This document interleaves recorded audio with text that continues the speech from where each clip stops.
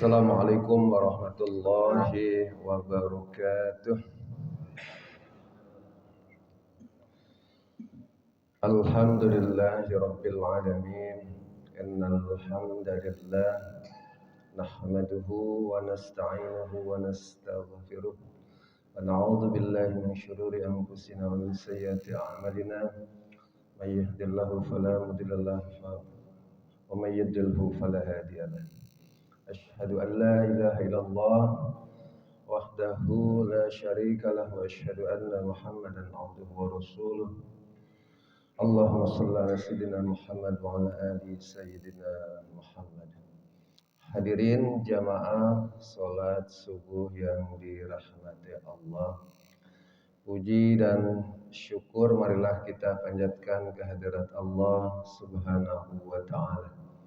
Alhamdulillah atas segala limpahan dan rahmat serta taufiknya dari Allah Subhanahu wa taala. Pada kesempatan pagi hari ini kita alhamdulillah dapat bersama-sama untuk melaksanakan ibadah sholat subuh berjamaah. Sholawat beserta salam semoga dilimpahkan kepada Nabi kita Muhammad sallallahu alaihi wasallam. Allahumma salli ala Muhammad.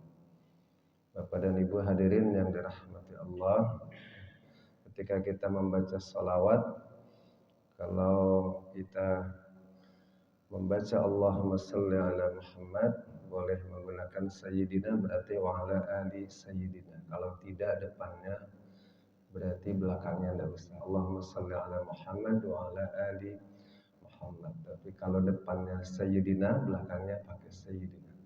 Allahumma salli ala Sayyidina Muhammad wa ala ali Sayyidina Muhammad. Kalau depannya nggak pakai, belakangnya jangan nggak pakai. Jadi dua-duanya pakai. Kalau tidak pakai, belakangnya juga tidak pakai. Hadirin yang dirahmati Allah Subhanahu wa taala.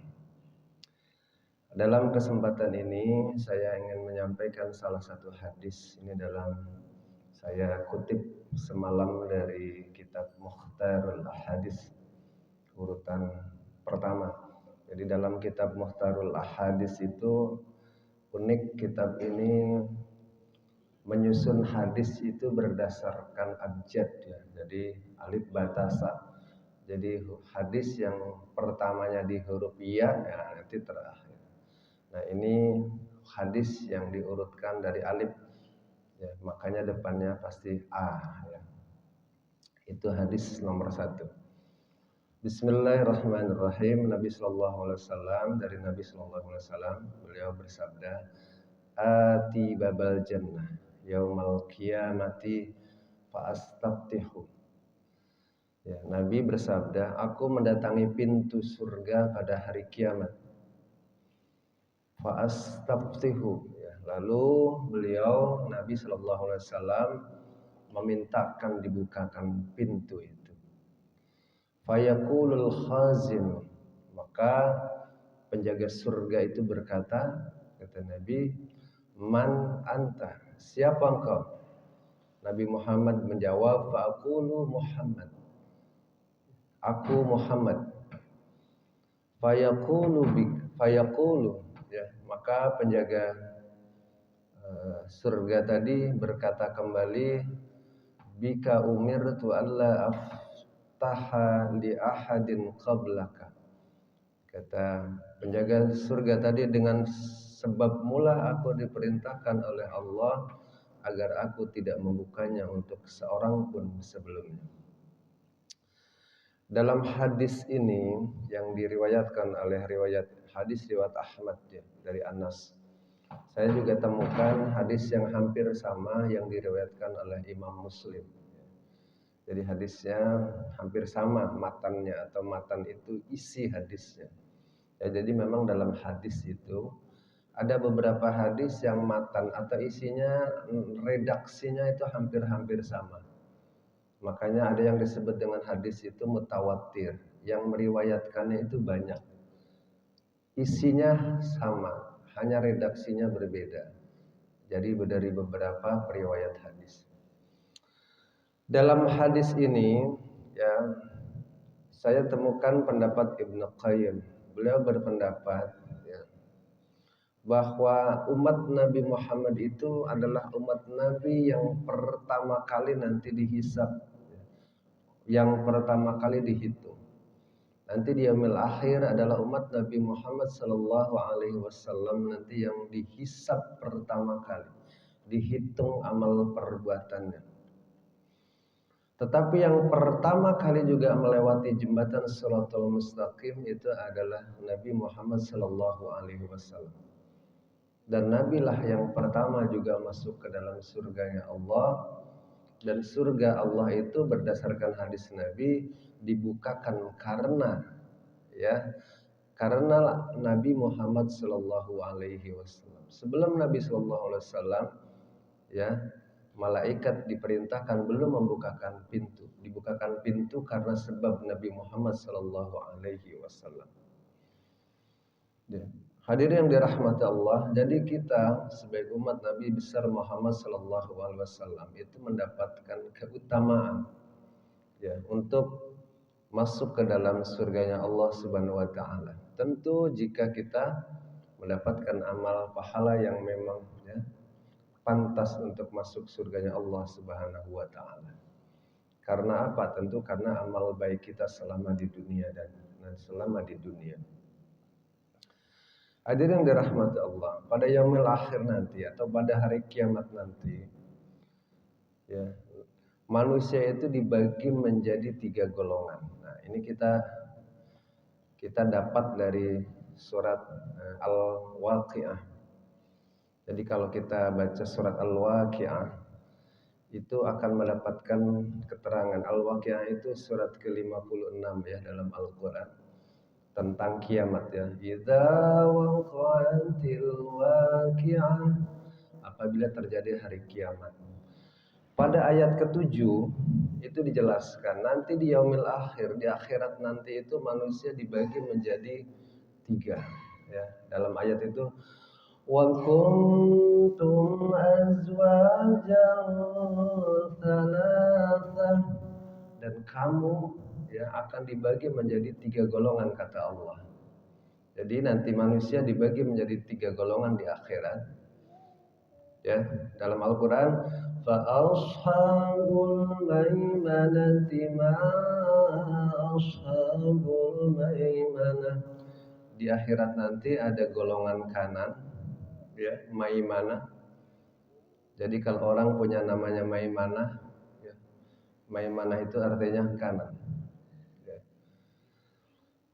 Ya, yang kedua adalah golongan kiri, ya, amah. Jadi kalau manusia di akhirat nanti dibagi menjadi 2, yaitu maimanah dan ashabul maimanah dan ashabul masy'amah. Jadi manusia digolongkan menjadi golongan kanan dan golongan kiri. Ashabul maimanati ma ashabul maimanah. Ayat berikutnya wa ashabul masy'amah ma ashabul masy'amah. Dalam Al-Qur'an ya, para penerjemah ayat itu dalam tafsir diartikan alangkah mulianya golongan kanan itu, alangkah sengsaranya golongan kiri itu, masy'amah. Ya. Jadi kalau punya anak dikasih nama masy'amah itu artinya golongan kiri. Ya. Kiri dalam pengertian masy'amah dalam Al-Quran itu pengertian yang negatif ya. Jadi jangan kasih nama-nama yang negatif. Misalkan kasih nama Jahannam, nama-nama yang negatif jangan. Dulu saya punya nama teman saya karena nggak tahu ya. Itu di kampung saya ada namanya Kaslan. Pak Kaslan, panggilnya Kaslan. Kaslan itu artinya malas. Seingat saya, dari saya masih anak-anak sampai orang tua, sampai sekarang, itu Pak Kaslan. Selama masih hidup itu nggak mau sholat Jumat. Karena dikasih nama Kaslan. Kasla itu artinya pemalas. Jangan kasih nama. Dulu di SMP saya punya teman namanya Andi Van Belet. Keturunan si orang asing. Belet itu kata orang Sunda bodoh. Namanya keren, Andi van Belet. Belet itu bodoh. Jadi walaupun arti itu dalam bahasa pun usahakan jangan mempunyai arti yang buruk. Karena nama itu adalah doa ya. Andi van Belet kan keren banget, mirip-mirip orang apa? Orang Belanda gitu ya. Tapi belet itu artinya bodoh. Jadi anak kita mirip-mirip orang asing, tapi ketika menjadi teman saya satu kelas itu diketahuin mulu, pantesan belet, gitu ya. Pantesan bodoh. Karena itu menjadi doa. Ya. Baik, dalam surah Al-Waqi'ah ayat 7, 8, 9 dijelaskan. Ya. Tadi washabul maimanah golongan kanan, wa ashabul masy'amah golongan kiri. Yang ketiga adalah was-sabiquna sabiqun, dan orang-orang yang beriman terlebih dahulu. Di akhirat nanti manusia akan dibagi menjadi 3 golongan. Wa kuntum azwajan salasa. Kamu akan dibagi menjadi 3 golongan. Yang pertama fa ashabul maimanah, golongan kanan. Yang kedua golongan kiri. Digambarkan ya dalam surah Al-Waqi'ah. Ya. Golongan kanan adalah digambarkan adalah golongan yang akan masuk ke surganya Allah Subhanahu wa taala. Masuk ke dalam surga. Itu golongan kanan. Ya. Golongan masy'amah itu adalah golongan kiri yang akan masuk ke dalam nerakanya Allah Subhanahu wa taala. Digambarkan dalam surat Al-Waqi'ah yang masuk golongan kanan masuk ke dalam surga ya. Di sini digambarkan ya, dalam surga itu ya ditemani dengan bidadari, dengan minuman yang luar biasa, nikmat dan sebagainya. Sedangkan golongan kiri ya dalam surah Al-Waqi'ah ayat 41. Mungkin pada hari ini saya akan membahas golongan masy'amah aja atau istilah kata dalam Al-Qur'an dalam ayat 41 disebutkan juga washabus shimal. Washabul shimali ma ashabul shimal. Makanya imam itu biasanya kalau baca ayat ini dan ngerti artinya itu biasanya nangis ya. Kenapa? Dan golongan kiri alangkah sengsaranya golongan kiri. Ini surat Al-Waqi'ah. Fi samum wa hamim. Nah, ya. Dan di dalam golongan kiri itu dia akan masuk ke dalam neraka. Di dalam neraka disiksa dengan samum, angin yang sangat panas. Samum itu angin tapi panas banget ya.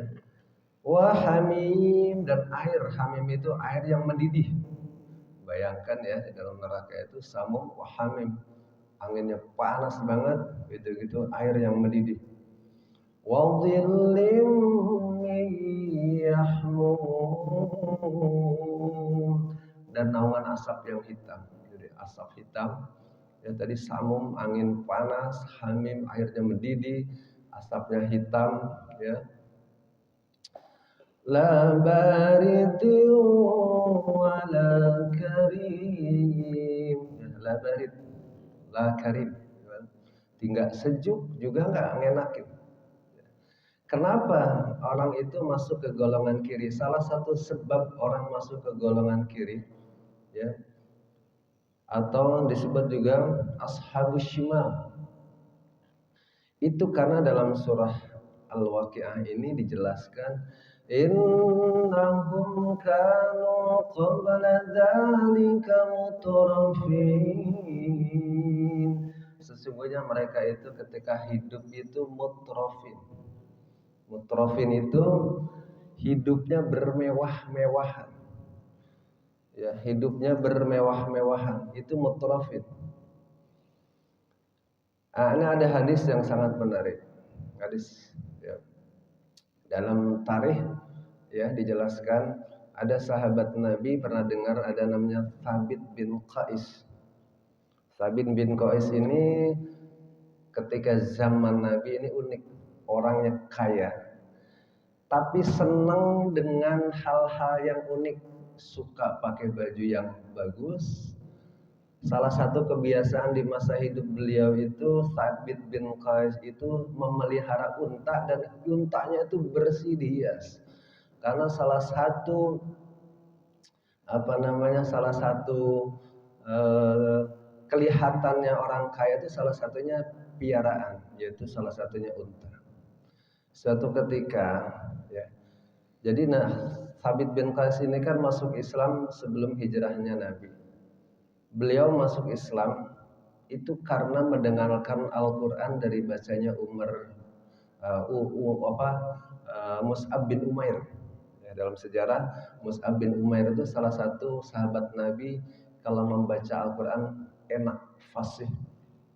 Suatu ketika Mus'ab bin Umair ditugaskan oleh Nabi untuk berdakwah ke Madinah. Salah satu yang masuk Islam karena Mus'ab bin Umair itu ada Thabit bin Qais. Beliau masuk Islam karena mendengar bacaan Al-Quran. Suatu ketika ketika Nabi sudah hijrah ke Madinah, beliau ingin menyambut. Suatu ketika dalam sebuah majelis bersama Nabi Shallallahu Alaihi Wasallam, Nabi membacakan surah An-Nisa ayat 36.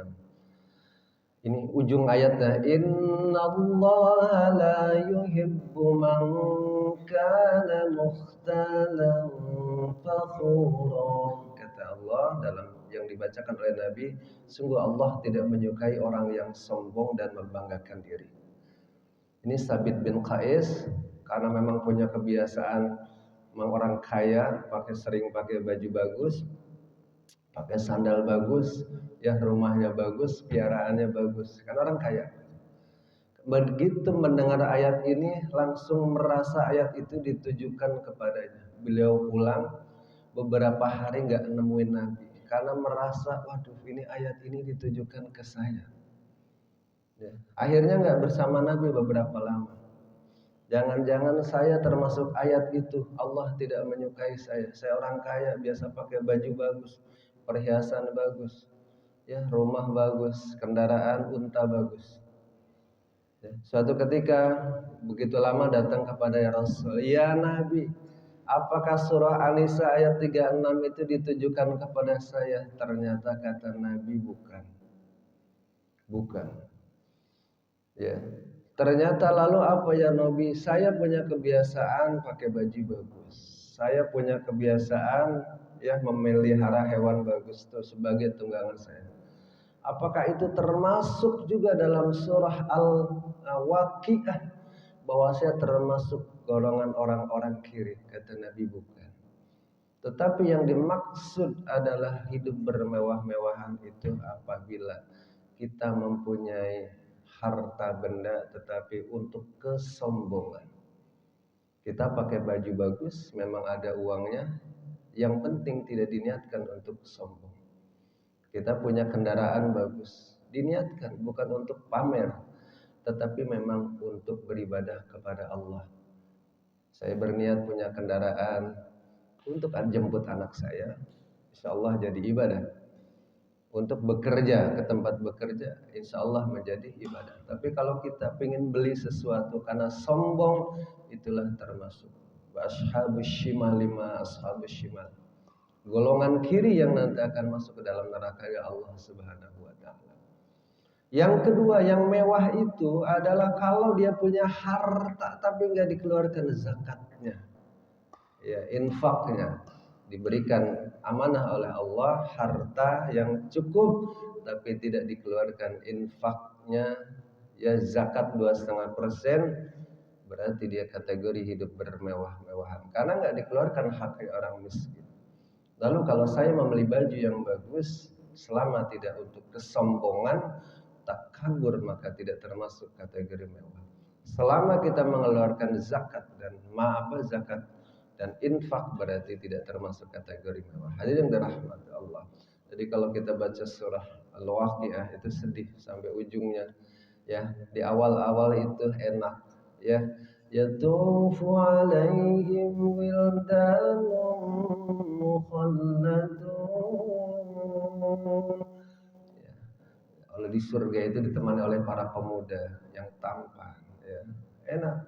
Terus ditemani dan dengan kenikmatan-kenikmatan yang banyak. Tapi begitu kita washabus shimali ma ashabus shimal fi sammin وحميم. Di neraka itu nanti ya, akan mendapatkan samum angin yang panas, air yang mendidih, dan terus ke bawah ayat itu menceritakan bagaimana siksaan orang-orang yang termasuk golongan kiri. Salah satunya hidup bermewah-mewahan. Ayat berikutnya juga salah satunya adalah karena dosa yang terus-menerus dan sebagainya. Ada sebab-sebab kenapa masuk golongan kiri, tapi karena waktu yang sangat terbatas, barangkali sebab-sebab masuk golongan kiri tidak dapat saya sampaikan pada pertemuan pagi hari ini. Mudah-mudahan dalam kesempatan yang akan datang. Insyaallah pertemuan berikutnya akan membahas hadis nomor 2 terkait dengan salah satu rujukan yang diambil dari kitab Mukhtarul Ahadits ya.